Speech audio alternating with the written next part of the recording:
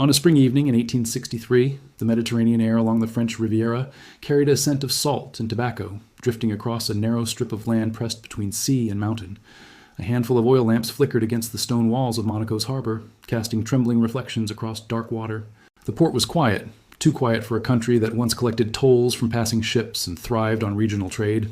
There were no great merchant fleets anchored offshore, no warehouses humming with cargo. Instead, there was a problem hanging heavy in the air. Monaco was nearly bankrupt. Just a few years earlier, most of the Principality's territory had been ceded to France. The citrus groves and agricultural lands that had provided much of its income were gone. The state's finances had collapsed. Debt mounted, and its ruler, Prince Charles III, faced a stark question. How does a country smaller than many city neighborhoods survive when it has almost no natural resources, no industry, and barely any land? The answer that emerged would reshape not just Monaco's destiny, but the global conversation around wealth, taxation, and power. To understand how Monaco became one of the richest places on Earth, we need to start with something it never had: scale. Monaco covers just over 2 square kilometers. There are no oil fields, no mineral deposits, no fertile farmlands, no rivers powering factories. Its mountains press hard against the Mediterranean, leaving only narrow strips for construction. In economic terms, Monaco begins with a structural disadvantage. Geography limits supply. There is only so much land. And in economics, when supply is permanently limited, any demand, if it can be created, has extraordinary power. But demand does not appear out of thin air. It must be engineered. Prince Charles III and his advisors looked at Europe in the mid-19th century and saw something important. Industrialization was rapidly transforming the continent. Railways were connecting cities. Factories were churning out textiles, steel, and machinery. A new class of industrial elites was emerging, wealthy, mobile, and hungry for leisure. At the same time, many European states were tightening gambling restrictions, viewing casinos as morally suspect and socially destabilizing. So what happens when wealthy individuals desire entertainment, but major nations prohibit it? Opportunity. Monaco legalized gambling and did something far more strategic than merely opening a casino. It signed a deal with French entrepreneurs to build a grand resort complex in a rocky district that would later be named Monte Carlo, Mount Charles, in honor of the prince. Rail lines were extended from France into Monaco. Luxury hotels were constructed. The casino itself became an architectural spectacle. The message was clear: Monaco would become Europe's exclusive playground. This decision was not about vice. It was about revenue concentration. By allowing an activity banned elsewhere, Monaco created artificial demand within its borders. Wealth from across Europe flowed into the Principality, not for trade or production, but for experience. Gambling profits became the state's primary source of income. Within decades, the revenue was so substantial that Prince Charles III abolished personal income tax for residents in 1869. That decision would echo for generations. At first glance, abolishing income tax might seem like generosity, but in Monaco's case, it was a calculated economic pivot. If a state can finance itself through alternative revenue streams, like casinos, it can lower direct taxes to attract residents. And if those residents are wealthy, the benefits compound. They spend money locally, they build homes, they invest in services, they create demand for luxury goods. Monaco was not merely removing a tax, it was transforming itself into a magnet. Yet a question naturally arises: why would wealthy individuals move to Monaco simply because of income tax? After all, relocating requires uprooting one's life. The answer lies in compounding. For an individual earning substantial returns from business or investments, income tax can represent a massive annual outflow. Over decades, the difference between paying high tax rates and paying none can amount to hundreds of millions. Monaco's offer was simple: reside here and the state will not tax your personal income. The condition? You must actually live in the Principality, maintaining a residence and demonstrating presence. Over time, the Principality refined residency requirements, demanding financial proof and minimum deposits to ensure that applicants truly had means. By setting a financial barrier to entry, Monaco did something subtle but powerful. It filtered its population.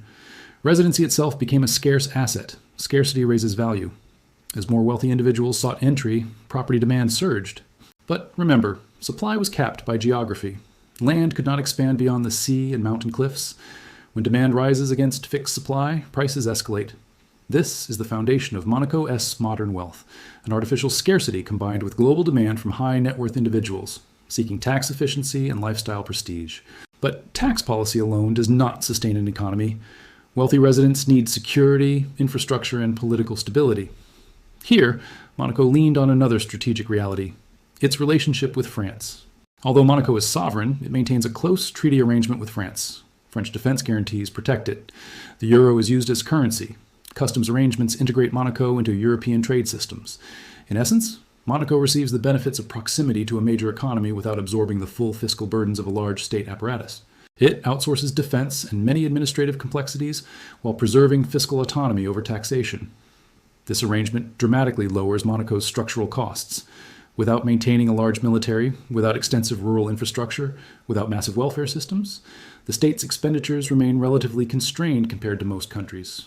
When your territory is 2 square kilometers, you do not fund thousands of kilometers of highways or sprawling public utilities. Small scale reduces complexity. Reduced complexity lowers cost. Lower cost makes tax-free status more sustainable. By the early 20th century, Monaco's identity was crystallizing. It was no longer a struggling microstate. It was Europe's elegant anomaly, a place where aristocrats and industrialists mingled under chandeliers. The Monte Carlo Rally and later the Monaco Grand Prix cemented this image. But these events were not merely cultural, they were economic engines. Consider the Monaco Grand Prix. On the surface, it is a car race winding through tight city streets. But economically, it is global marketing. Each broadcast projects images of yachts, sunlit harbors, and cliffside luxury. It reinforces Monaco as the ultimate symbol of wealth concentration. That image fuels aspirational demand. Entrepreneurs, financiers, celebrities, if they succeed on the global stage, Monaco becomes a visible endpoint. Visibility drives desirability. Desirability drives property values. Property values generate enormous transaction fees, development projects, and state revenues from indirect taxes and corporate activity. And corporate policy brings us to another crucial layer. Monaco does not levy personal income tax on residents, but it does tax companies generating over 25% of their turnover outside the principality. Why maintain corporate tax at all? Because a completely tax-free corporate environment would invite shell companies with little real economic activity, potentially damaging relations with neighbors. Monaco balances reputation carefully. It positions itself as compliant with international standards while protecting its core competitive advantage. Over decades, global pressure against tax havens intensified. European Union reforms, financial transparency rules, and anti-money laundering frameworks forced small jurisdictions to adapt. Monaco cooperated, signing tax information exchange agreements. Why? Because isolation would threaten access to international banking systems. And Monaco's true lifeblood is not just residency, but finance. Monaco hosts numerous private banks managing assets for ultra-high net worth clients. Wealth management thrives on trust and discretion. Clients park capital not merely for tax reasons, but for stability. Monaco's political continuity under the Grimaldi dynasty has provided that stability for centuries. There have been no revolutions, no dramatic regime changes, no destabilizing social upheavals. Predictability lowers risk. Lower risk attracts capital. Capital concentration creates another feedback loop. When thousands of wealthy individuals live in close proximity, networks form. Business deals emerge in restaurants overlooking the harbor. Investors meet founders in quiet lounges. Venture capital conversations occur on yacht decks. Proximity shortens transactional distance. Economic historians often ask, how do financial hubs emerge? Sometimes through trade routes, sometimes through empire. In Monaco's case, through density. When wealth per square kilometer reaches extreme levels, opportunities multiply not because the population is large, but because the average capital per person is extraordinary. But there is another structural force at work. Property as both shelter and financial instrument. In Monaco, real estate prices are among the highest in the world. Apartments often sell for tens of millions of euros. For residents, property is not merely a home, it is an asset tied to residency status and long-term tax optimization. As more global wealth has been created, particularly through technology and finance in the late 20th and early 21st centuries, Monaco has benefited indirectly. When a technology founder exits a company for billions, they search globally for locations offering stability and tax efficiency. Monaco competes with places like Switzerland, Dubai, and Singapore. Its edge lies in lifestyle and European integration. Climate matters. Culture matters. Proximity to Paris, Milan, and London matters. Monaco sits at the crossroads of glamour and governance. It offers Michelin-starred dining within walking distance of regulated banking institutions. It combines leisure with legality. Yet critics argue, does Monaco contribute fairly to global society if it levies no personal income tax? To understand the debate, we must follow the economic logic rather than the rhetoric. Taxes fund public services, schools, hospitals, defense, infrastructure. Large countries with vast populations require high revenue. Cause and effect again, limited population keeps expenditures low, enabling low taxes, which attract wealth, which sustains property values, which generate state revenue through VAT, real estate duties, and business activity. Monaco does levy value-added tax aligned with France. Consumption is taxed. Luxury goods purchased in boutiques generate revenue. Yacht registrations, residency fees, and property transactions also feed the treasury.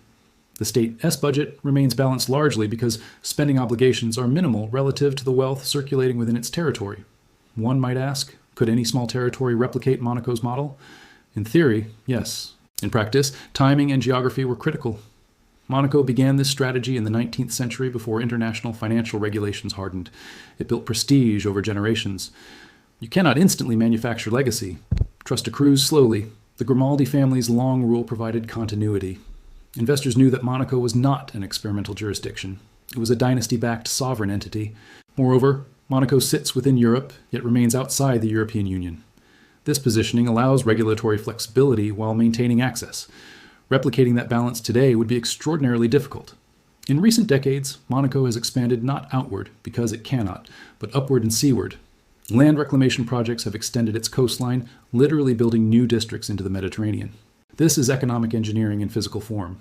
When land supply is fixed, governments may invest billions to create new parcels. Each new square meter can be sold at premium rates, recouping investment through property sales and future tax flows. Reclamation projects demonstrate how value perception can justify enormous capital expenditures. Investors buy into the idea of Monaco as permanent. Rising sea levels, climate risks, these factors introduce long-term challenges, but current demand remains strong. The logic is straightforward. Global wealth continues to grow faster than available luxury real estate in stable jurisdictions. Another dimension often overlooked is crime and security. Monaco maintains one of the highest police-to-resident ratios in the world. Surveillance is extensive. Violent crime is extremely rare. For ultra-wealthy individuals, security is not a luxury, it is essential. High security protects both people and property, reinforcing confidence. Confidence lowers perceived risk. Lower risk increases willingness to hold assets in location-specific investments, such as real estate. In finance, perception can be as powerful as regulation. Monaco's education and healthcare systems are robust relative to its size, partly financed by state revenues derived indirectly from wealth concentration. The social contract within Monaco differs from large democracies. With a small population and high average income, social tensions are comparatively muted. There is limited pressure for redistributive policies because median wealth is already high, but sustainability depends on constant calibration. International scrutiny of tax policies intensifies whenever major economies face fiscal strain. Global initiatives seek greater transparency. Monaco has adapted by strengthening compliance frameworks. It no longer resembles the opaque tax havens of past decades. Instead, it positions itself as a tax-neutral jurisdiction for individuals rather than a secrecy hub. This repositioning matters. In a world where reputation can shift capital flows overnight, maintaining legitimacy ensures long-term survival. Ultimately, Monaco did not become rich through a single decision. It engineered a layered system. First, it legalized gambling to generate independent state revenue. Second, it abolished income tax to attract wealthy residents. Third, it constrained entry to maintain exclusivity. Fourth, it leveraged proximity to France for defense and currency stability. Fifth, it cultivated prestige through global events and luxury branding. Sixth, it managed international relations to preserve compliance while maintaining competitive advantage. Each layer reinforced the next. The result is an economy built not on production of goods, but on optimization of conditions. Monaco produces an environment. That environment attracts wealth generated elsewhere. In doing so, it captures economic value without hosting heavy industry or vast labor forces. This raises a profound economic question. Can value exist without production? In Monaco's case, yes, because it provides legal domicile, security, and lifestyle. These are services, even if intangible. Wealth preservation itself is a service.